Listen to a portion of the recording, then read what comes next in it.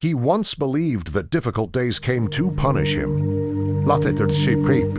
Every time he felt finished. Life whispered quietly, "You have not begun yet." He was not a hero in anyone's story, Norse people, but he was a hero in his own silent inner battles. Sami Morga, with a heavy heart, a crowded mind, and a tired soul. Yet he still stood up, not because he had energy, but because he had a decision not to let despair, right resenting. He learned that the world offers no guarantees, no explosions, and no apologies. But he learned something greater. Every morning gives you a new chance to be stronger than yesterday. He realized that pain is not an enemy, but a strict teacher whose lessons are harsh, yet honest. When he lost, relieved, he did not deny his sadness, but he refused to let it become a grave.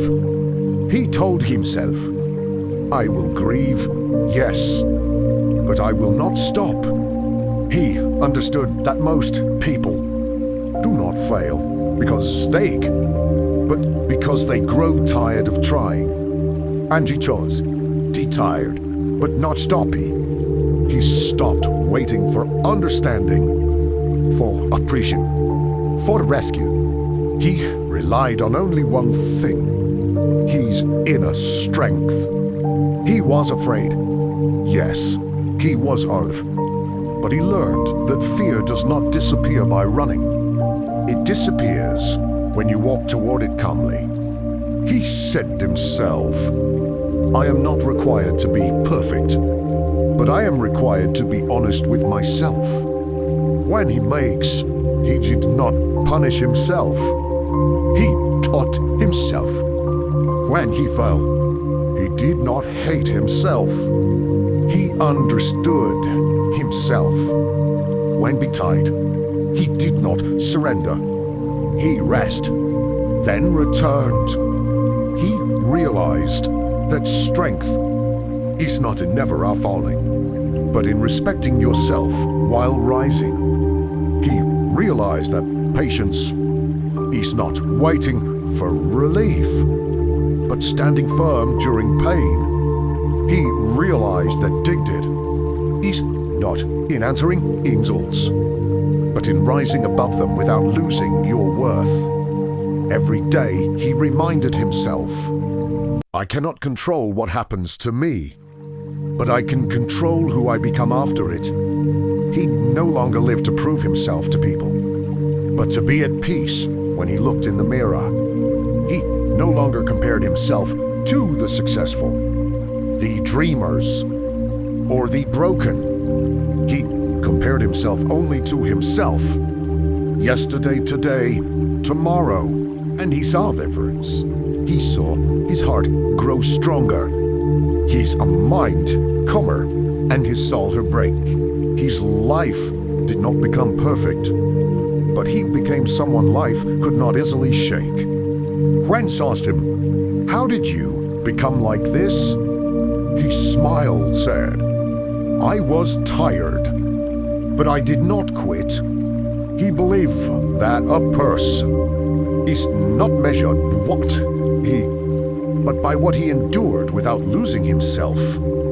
He knew that the greatest battle is to reign human in a world that wants you to become cold. Juan cried. He sat alone and remembered old versions, the one who feared too much, worried too much, and gave up twinkle. Then he looked at who he was now and said, "I am proud of you because you stayed, not because you won, but because you did not abandon yourself, not because you arrived, but because you continued."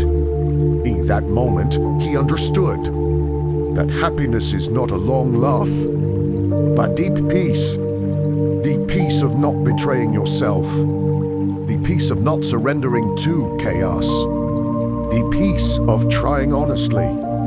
He understood that the true Stoic does shout life, but looks at it calmly and says, "Do whatever you want. He will remain myself." From day, he no longer feared the road.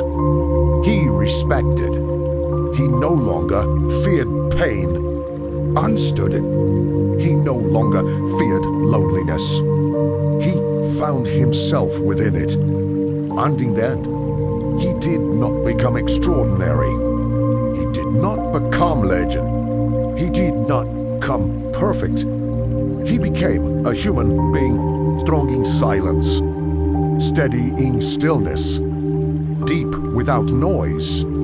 A human who knows that life cannot be defeated, but the soul can be strengthened, and who know greatest victory is not changing the whole world, but not allowing the world to change you for the worse.